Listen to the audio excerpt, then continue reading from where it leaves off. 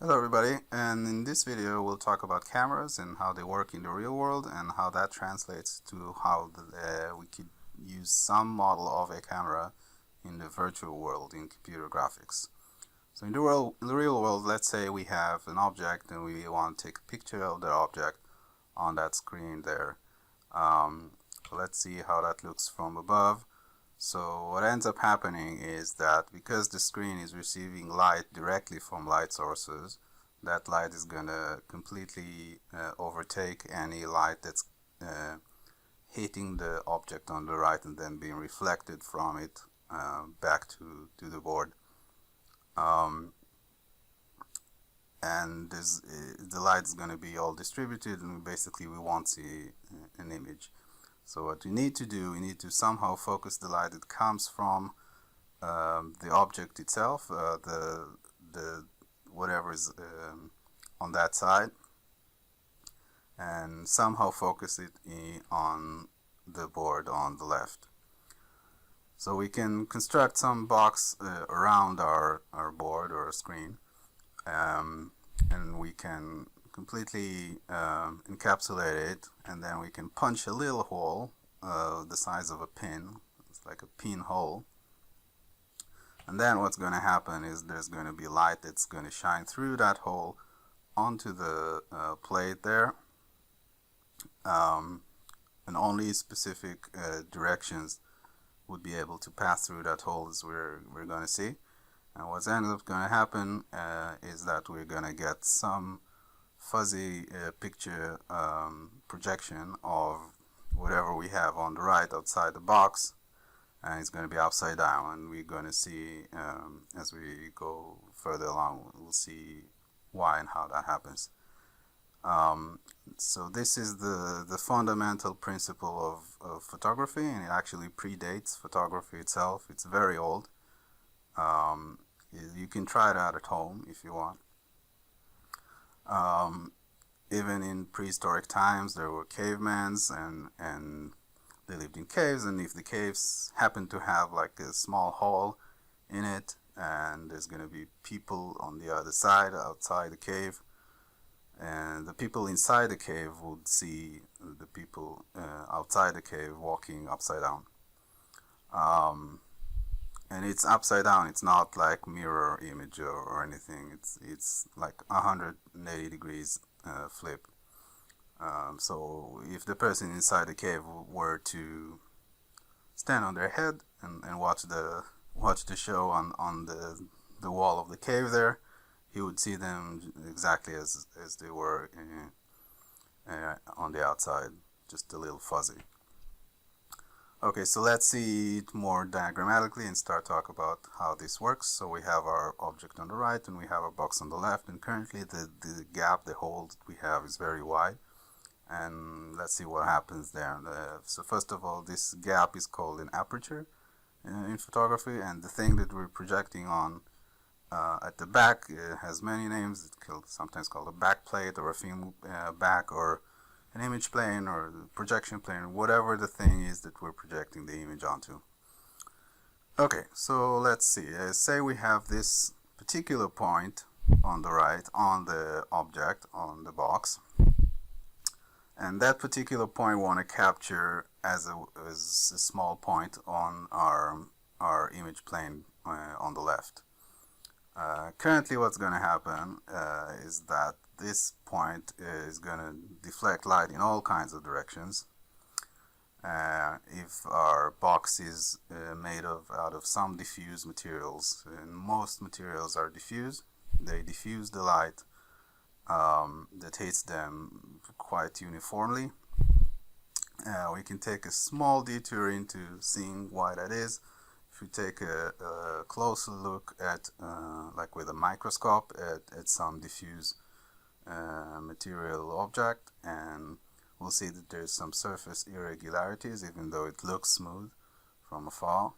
And what this ends up contributing to is the fact that if we have some light, even a beam of light that comes directly from above or comes straight onto the surface at a straight line, the light rays that are going to hit are going to end up or deflecting into all kinds of angles because of that surface irregularities.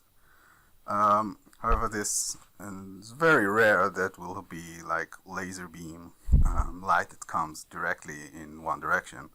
We're gonna have light coming from all kinds of directions, and of course this is gonna end up deflecting the light in even more diffuse directions. So kind of the accumulated effect of that is going to be that the light is going to be distributed quite uniformly in all directions. So let's see what then happens. So the light gets distributed, and some of those rays of light hit our projection plane, and most of them won't. Most of them would go in all kinds of other places that we don't care about, and some of them will hit our box there, and some will go through the aperture and hit the image plane on the back. Now, currently we are talking about just a single point on our box that we want to capture. We would ideally want to capture that as a single point on our image plane on the back there, and currently it gets smeared all over. And it gets even worse because there's not one point in our box that we want to capture. We want to capture multiple points, and this same effect is going to happen for all these points. So everything is going to be completely smeared. Okay, so we have this situation, and we let's just get rid of all the rays that didn't hit it, and put some more rays for illustration. Now what we can start doing is we can start shrinking our gap there, the aperture. And as we do, we're obscuring more and more of the rays from being able to hit our backplate. So we are narrowing the cone, right? I'm going back and forth here. So we're narrowing the cone of beams of light that can go through the aperture and hit our image plane there. And the more we do, you can see that the image gets more and more focused and less fuzzy, because the correspondence between a point on the box on the right and a point on the image plane is more concrete. There's less distribution there. Okay, but even if we have something that like this that's very narrow, it's still kind of fuzzy because, well, it all depends on the level of magnification. So if we have, we can see that it's still, we're still talking about a cone. It's just a very narrow cone. So this is still blurriness happening. It's just lessened. And we really couldn't get it all the way to a single point. We'll have to have the aperture be basically 0 or like infinitesimally small. And the problem with that is, if we go back, you can see that as the aperture gets narrower, we're actually getting less of the image on the back, because as you'll see, because the aperture itself, the box itself has a thickness. It's not infinitesimally thin. That kind of puts a boundary on which rays could even go through it at some grazing angle, like it puts a cap on the angles of rays that can even hit it at all. So with an aperture like this, we're not even seeing the whole box on our image plane, and so we're not getting the whole picture, and we're still not completely sharp for our image. Now we can do another thing. We can make the aperture or our box kind of thinner, and then that changes the how rays can hit it. Um, so now we can have the whole box on our back plate there, on our image plane. But it's still kind of fuzzy. So the closer we okay, so and as you can see, so there's now light that's able to reach all our entire image plane can now receive light from outside, even though the aperture is very, very small. Now we can start moving the where the image plane is in relation to the aperture where our pinhole is. And as we do that, you can see that we're still getting the same picture on our plate, but it's getting a little smaller, right? Because it takes it hits it before it can spread too much. So our image is actually getting sharper because there's less spreading, but it takes a smaller portion of our backplate and our image plane. And our image plane can actually see more because of this distance that's changing. So it can see that there's more rays that can come from wider angles from outside. So it's like the entire image that we have gets squished down towards the center. It's not actually changing the perspective. It's the exact same image. It's just squished down. This effect is called zoom, where the so this will be zoom out going forward because it's seeing more, but everything is kind of smaller, but the perspective is maintained. It's the same image, it's just squished down and includes more. Okay, so we have our rays here, and we're seeing that even though we got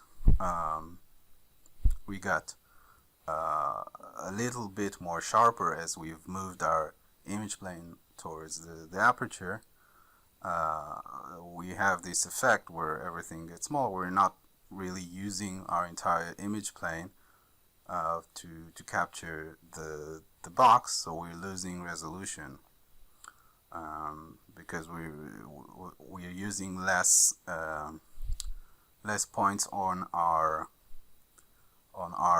image plane to represent our box.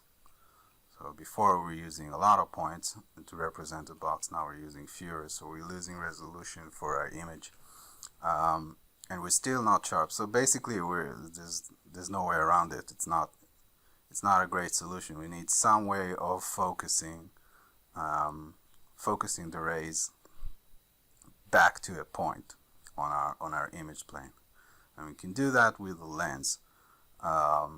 Now we can take a little bit of a detour to explain how lenses work. So say we have this. A lens is just a piece of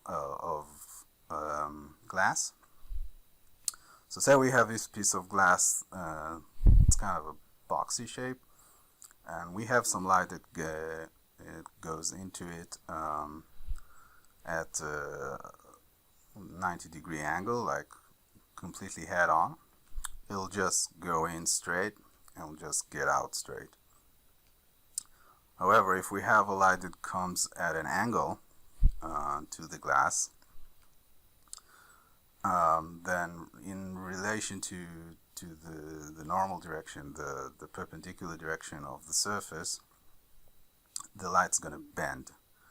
And it's going to do that because the glass is a bit more denser than the outside of the glass where there's air. It's not a vacuum, there's air. We're not in space. But still the air is less dense than the glass.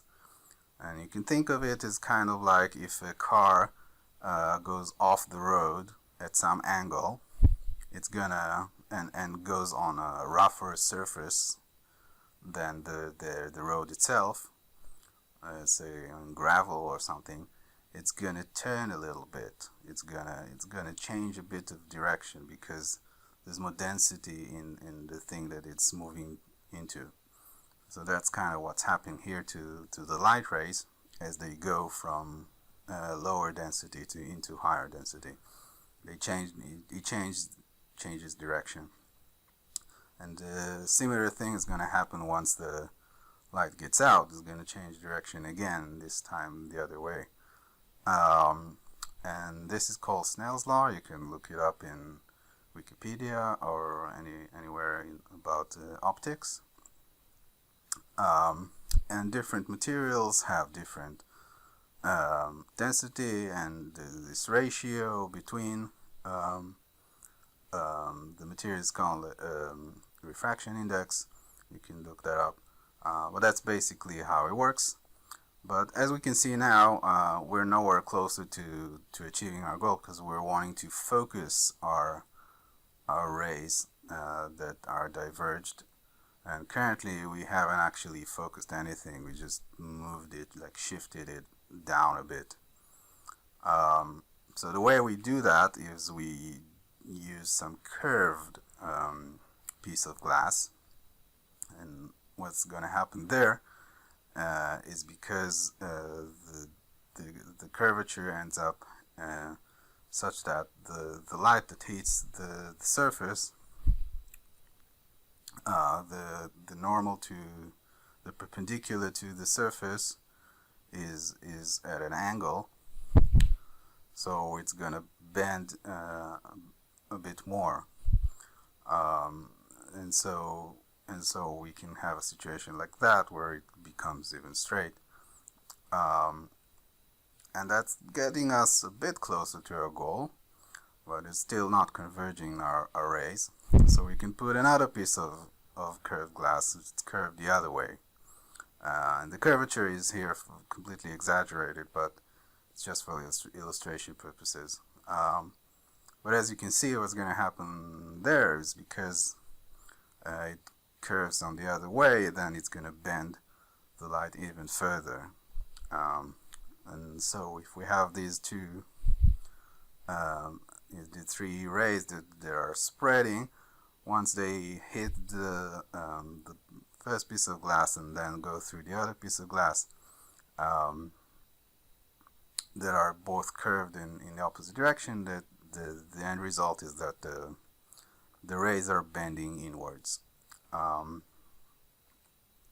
So we have a lens that we put around our aperture or in front of our aperture, and it focuses the light rays back into a point on our image plane. And that's what we wanted. Now this distance between like the center of the lens there and where the image plane is typically called the focal distance or the focal length, and it's a property of the lens itself based on its curvature and other properties. It basically tells the camera where will the projected image that projected through it is going to be in focus, how far away from the lens. But we are not using lens, we're using the pinhole camera model, as it's called. But we can still use the term focal length to describe the distance between our image plane and where the aperture is. And we can use this width of, like the maximum width of where our projection is, and we can see that there's a correlation, a correspondence between the focal length and how wide our image is. As long as we're not using a lens, we're not distorting the image in any way, there's a correspondence there. Okay, so in computer graphics, we can do a trick, and we can actually put the projection plane on the other side. Now, in real life, this wouldn't work for reasons that we've already described, because there's going to be light. We'll be defeating the purpose of the aperture completely. We don't even use the box, and we have the same problem to have in the beginning, where the light gets smeared all over. But in computer graphics, we can, in virtual world, we can actually do that, and the math just works fine. And as you can see, the image is no longer upside down even, so we're already getting the image that we want. But we still have this correspondence between. It's like, okay, well, where exactly do we want to put this projection plane? And how big should it be? So we have this correspondence between the focal length and the width of the projection plane. As long as these go together, we're getting the exact same image on our projection plane, because the projected image gets smaller, but if we also shrink our projection plane, the thing that's capturing the projection, by the same amount, then we're still getting the same image in relation to our projection plane. Okay, we can flip this monitor here around just to show that what we're really looking at, if we want to go back to the real world again, is we have this computer monitor, and we have a person that's looking at it from a certain distance, and if everything matches, he's looking at a screen, and it looks as if he's looking through a window into a real world. But what the screen actually showing is the virtual world, and the box here is virtual, but the screen monitor could be the real, and the person could be real. But we can also say that there's a virtual correspondence there, where the virtual camera that generates this image on the screen also exists in the virtual world, and you can say that it exists where the person would be. So we can now look at this person as say a player, or in the computer, and we can say, well, now we're looking at it as everything is in the virtual world, and so where the person is, where his eyes are, is where the camera is going to be, and the projection plane, again, we can arbitrarily put it anywhere we want, as long as we scale it with the same correspondence. So as you can see, we can arbitrarily put it further away or closer, as long as we change the size in relation to that distance. We're getting the same picture, the same image on the projection plane. However, if we do change only one of them, we keep the size of the screen constant, the size of the projection plane constant, and we're just changing the focal length, we're changing this ratio. And changing the ratio now would actually change the image, because if we now plot it like this, then we can see, if you look at the image on the screen, it's actually changing. It's no longer the same. So we are changing the ratio actually changes the perspective. So the way in which those rays of light get spread out in relation to each other is changing. So we're getting more a different kind of distortion to the image. So this shows the change in the pictures that we're getting. So we can take it more and more, and we can see that at some point we go even beyond what our projection plane can even hold. It can no longer actually hold the entire box, so it would be more appropriate to draw it like this.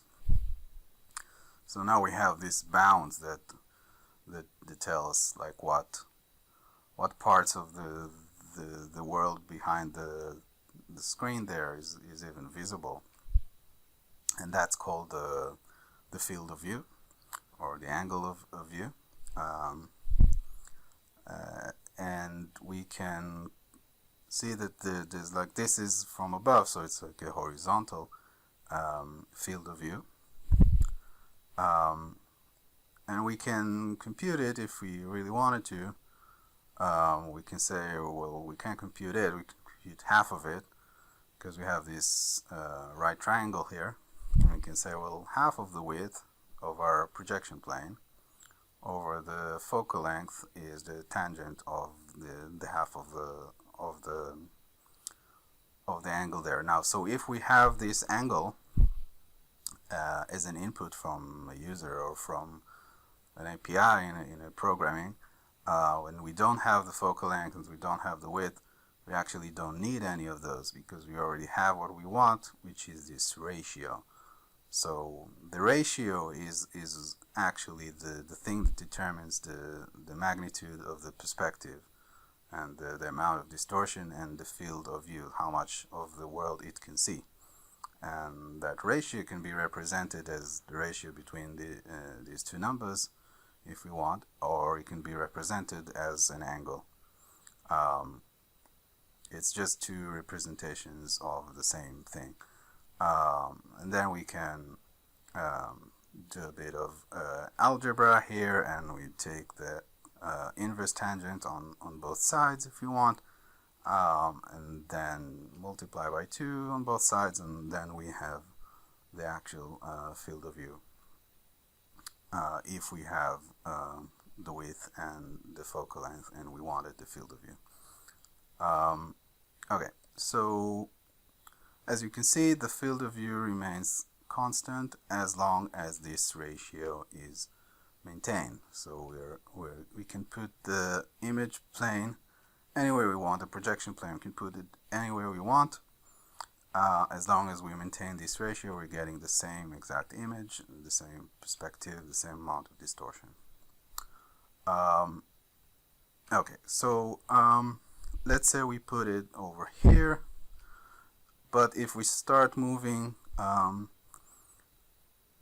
closer, as you can see, with the image plane fixed in size, and we're just changing the focal length, just getting closer and closer, we are changing the field of view, and we are ending up seeing more, and our image is changing on the projection plane.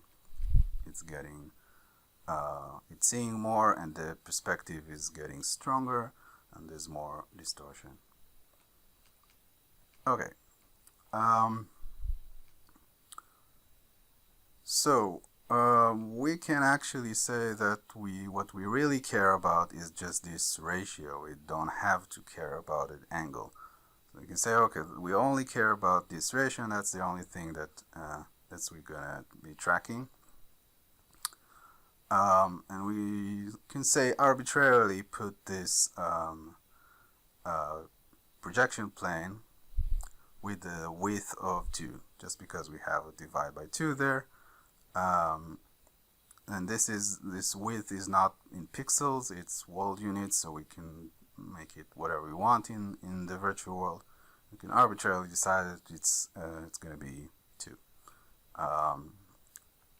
And it's actually a very common thing to do, because in a lot of graphics APIs and graphics applications, we end up with a projection story where the projection happens onto a projection plane that is going from -1 to 1 on the x-axis. So that's a projection plane with the width of 2. And of course 2 divided by 2 is 1, so we end up with 1 over focal length. So now we can have one number, just the focal length, as long as implicitly we're assuming that the width of our projection plane is fixed and its position is fixed, and we're just changing the focal length, and we're getting the exact same behavior in terms of field of view without ever using an angle or trigonometric function. And this 1 over length has a name. Over focal length has a name in photography. It's called the lens power. And as you can see, the correspondence between the focal length and the field of view is a well-known phenomena in photography. The reason being, just like we just did with fixing the width of the projection plane, it's the same thing that happens in real life. In the camera, you can't actually change the width of the projection plane or the image plane or where it is. It's the physicality of the camera determines that, and we can only change the lens. And changing the lens changes the focal length, because different lenses have different focal lengths, and as you can see, there's a correspondence between focal length and the field of view, or angle of view as it's termed here. So you always change both of them together, as you saw. And you can see that like very wide angle lenses, like called fisheye, have a much shorter focal length. Okay, that's the basics of camera models and camera model in computer graphics. Hope you enjoyed this video.